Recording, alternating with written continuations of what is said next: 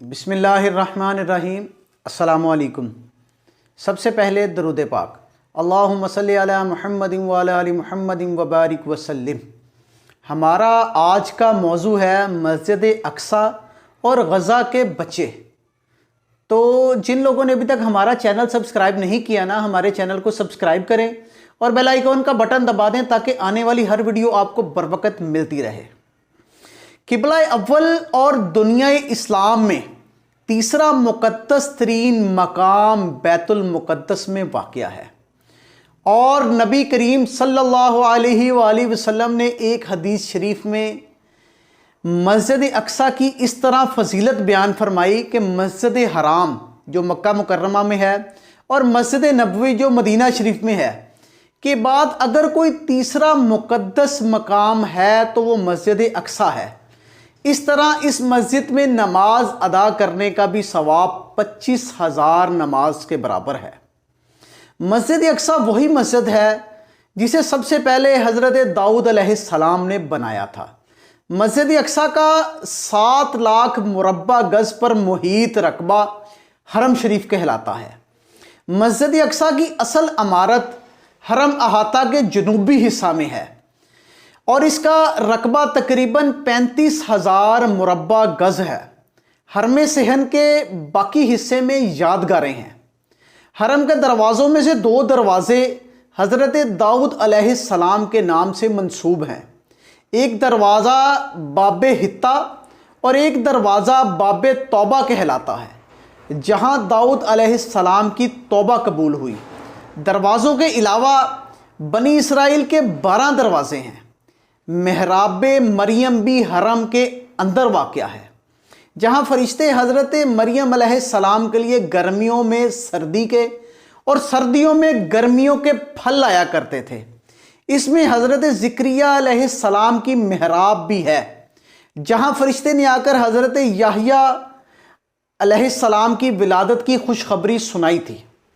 एक महराब हज़रत याकूब और एक कुर्सी हज़रत सुलेमान अलैहिस्सलाम की भी मौजूद है, जहाँ वो बैठकर अल्लाह पाक की इबादत किया करते थे।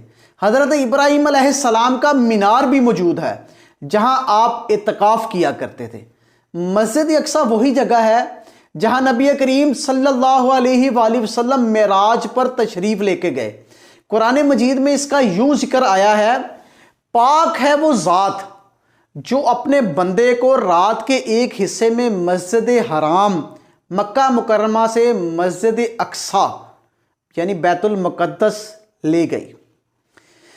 हदीस शरीफ में मेराज के तफसीली ज़िक्र के दौरान मस्जिद अक्सा में तमाम अंबिया कराम की नमाज में नबी करीम सल्लल्लाहु अलैहि वसल्लम की इमामत का ज़िक्र भी मौजूद है। मुसलमानों के कब्ज़े के बाद मस्जिद अक्सा की तामीर व तोसीह और मुरम्मत का एजाज़ अमवी खलीफा अब्दुल मालिक को हासिल है। इसने मिस्र की 7 ईयर की पूरी आमदनी इसकी तामीर और तरक्की के लिए वक्फ कर दी। सलेबी जंगों के ज़माने में तवील अरसे तक बैतुल मुक़द्दस और मस्जिद अक्सा मुसलमानों के पास रही। 1967 में अरब इसराइल जंग के दौरान बैतुल मुक़द्दस और मस्जिद अक्सा पर यहूदियों यानी इसराइल ने कब्ज़ा कर लिया। वो मस्जिद अक्सा की जगह हैकल सुलेमानी की तामीर का एक मंसूबा रखते हैं। उन्होंने कई बार मस्जिद अक्सा की बेहुरमती की। एक साजिश के तहत 21 अगस्त 1969 को मस्जिद अक्सा को आग लगा दी ताकि इस आग से मस्जिद की इमारत ज़ाया हो जाए। इस वक्त भी अरबों में इसराइल में वजह नज़ा दूसरे इलाकों के साथ साथ बैतुल मुक़द्दस और मस्जिद अक्सा की वागुजारी है। तो अब मैं कहना चाहूँगा, गज़ा के बच्चों हमें माफ़ कर दो। गज़ा की सरजमीन जो कि मासूम बच्चों के मुक़द्दस लहू से तर हो चुकी है। गज़ा में इसराइली बमबारी से हलाक होने वाले अब तक की रिपोर्ट है, उस वक़्त अब तक 10,000 से ज़ायद मासूम बच्चे शहीद हो चुके हैं। इसमें जो तादाद है ना बच्चों की ज़्यादा है और बड़ों की कम है, तकरीबन 10,000 है। गज़ा में हर 10 मिनट में एक बच्चा शहीद हो रहा है। 57 से ज़ायद 57 से ज़ायद इस्लामी ममालिक खाली बयानबाजियों और तसल्ली व तशफ़ी में मसरूफ़ हैं और अपने आका अमेरिका बहादुर के सामने सर उठाने की जुर्रत नहीं कर सकते और इनमें सकत भी नहीं है। बमबारी से बच जाने वाले फूल जैसे ज़ख्मी बच्चे अपने माँ बाप की लाशों से लिपटे नोहा कना हैं। इनके स्कूल, मदरसे, मसाजिद, घर, हस्पताल सब इसराइली बमबारी की नज़र हो चुके हैं। गज़ा कब्रिस्तान का मंजर पेश कर रहा है। गज़ा के जबालिया कैंप पर इसराइल ने 2 बार हमला किया, जिसके नतीजे में मासूम बच्चों समेत 200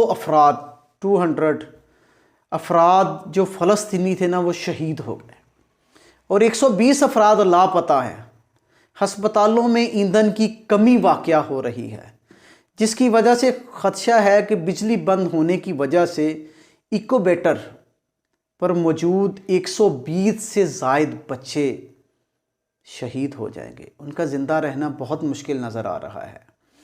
इसराइली बर्बरियत पर अमेरिका समेत बरतानिया, फ्रांस, अरब ममालिक जिनमें पाकिस्तान भी शामिल है और दीगर ममालिक की आवाम भी सरापा एहतजाज है और मुतालबा कर रहे हैं कि इसराइल की जारहियत को ख़त्म करके और इसके पागलपन को ख़त्म करके ये मामला ख़त्म होना चाहिए।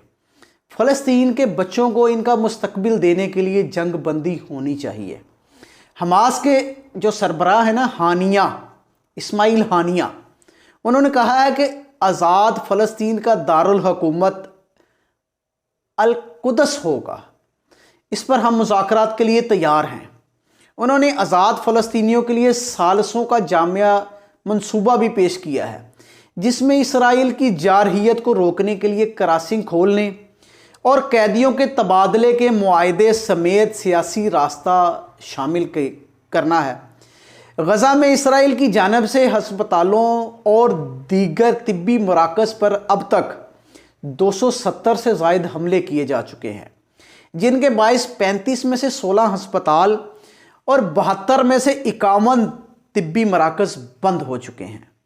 गज़ा के शहीद बच्चों, हमारी आंखें और दिल खून के आंसू रो रहा है।